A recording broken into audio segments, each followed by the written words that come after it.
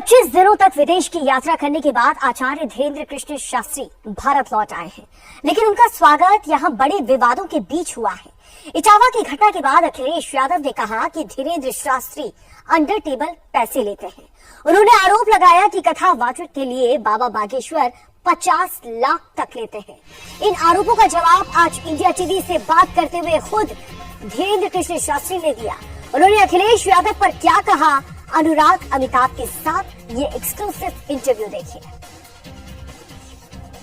प्रदेश के इटावा में कथावाचकों के साथ बदसलूकी के चलते पूरे देश में रोष और सियासत भी इस पर शर्म हो रही है। और हमारे साथ बात करने के लिए इस वक्त बागेश्वर धाम के पीठाधीश्वर पंडित धीरेन्द्र कृष्ण शास्त्री मौजूद है। सर, जिस देश में रैदास की, सूरदास की और कबीरदास की प्रभु गुण गाने की परंपरा है, वहाँ पर जब इस तरीके का इटावा में व्यवहार देखते हैं तो मन में सबसे पहले क्या भाव उत्पन्न होते हैं, क्योंकि आप भी वही ईश शरणों की बात करते हैं। देखो, हमारी सनातनी परंपरा बहुत व्यापक परंपरा है, इतनी संकुचित परंपरा नहीं है।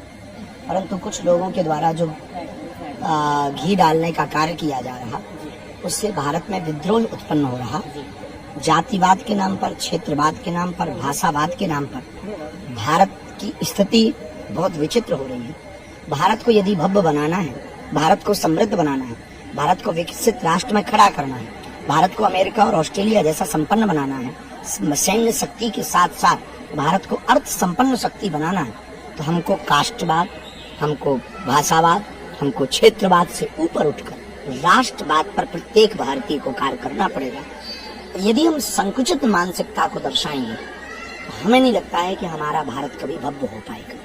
तो आपको लगता है ये हिंदुओं की बांटने की तैयारी, आप बोलते भी हैं कि हिंदुओं को बांटा, क्या इसके पीछे उद्देश्य है? आपको प्रायोजित चीजें हैं और इसमें कुछ लोग अपनी राजनीतिक स्थितियां ठीक करने के लिए, अद्भुत बात ये है, जो सबसे विचित्र बात इस देश की यही है कि समर्थक को लाभ हो या ना हो, पर जातिवाद से जातिवाद के नेताओं को लाभ जरूर हो। आप 25 दिन तक रहे विदेश में, सनातन की बात करते हैं, यहाँ पर तो राष्ट्रधर्म का, जनता और हिंदू राष्ट्र की बात करते हैं। विदेश में आपको क्या दिखाई दिया? वहाँ पे भी आपको लगता है कि जाति की यही वैमनस्यता की भावना क्या है? थोड़ा विस्तार से बताइए। इसीलिए वो विदेश हैं, इसीलिए वो संपन्न है। ऑस्ट्रेलिया, न्यूजीलैंड, ये जो देश हैं, इसलिए ये संपन्न है क्योंकि ये जातियों में नहीं बटे, ये भेद से ऊपर उठे, इसलिए ये सिर्फ राष्ट्रीयता पर भरोसा करते हैं। इसलिए उस देश के डेवलपमेंट, वहाँ की इकोनॉमी, वहाँ का कल्चर, वहाँ की व्यवस्था, वहाँ का नेचर, वहाँ लोगों का अनुशासन में रहना, ये सब जो हो पाया वो इन्हीं कारण से हो पाया कि वहाँ के नेताओं को ये छूट नहीं है कि आप जातिवाद फैलाओ या भेदभाव फैलाओ। लगातार कई आप पे आरोप भी लगा देते हैं, बात भी करते हैं, आप तमाम तरीके के काम करते हैं। मन में क्या भाव उत्पन्न होता है? क्योंकि मैं कन्या विवाह का देखता हूँ, वो भी है, या कैंसर विवाह जीवन है। देखिए, जिसको जो कहना है वो कहेंगे।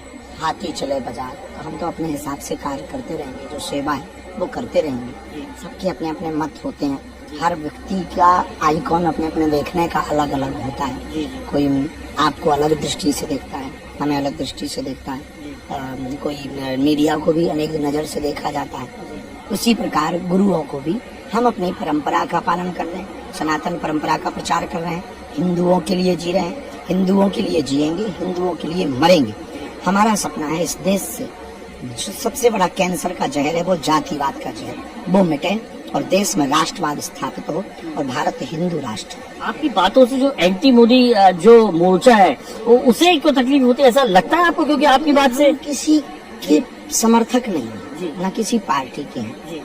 माननीय प्रधानमंत्री जी का प्रिय होने का मतलब ये नहीं है कि हम किसी पार्टी के हैं। वो इस देश के नायक हैं और सबके। प्रधानमंत्री किसी एक का नहीं है, सबका है। वैसे ही सबके वो प्रधानमंत्री हैं, तो हमारे भी। गुरु का काम क्या है? जो है उसको मार्गदर्शन देना, उसको सलाह देना, उसके लिए प्रार्थना करना, वो हम अपना दायित्व निभा रहे हैं। अब किसी को ये अगर लगता है तो निश्चित रूप से उसकी अपनी निजी विचारधारा है। क्या ये लगता है कि किसी पार्टी विशेष के लिए वोट ट्रांसफर हो जाता है, ऐसा कुछ लगता है? क्योंकि आप भारत तो ठीक है, हम विदेश में भी रहते, वहाँ तो वोट नहीं। विदेश में क्या लगता है आपको? विदेश में क्या महसूस होता है सनातन की, जो आप बात करते हैं हिंदू राष्ट्र की? अभी भारत के जो रहने वाले लोग हैं, उनके बच्चों के संस्कार घट रहे हैं।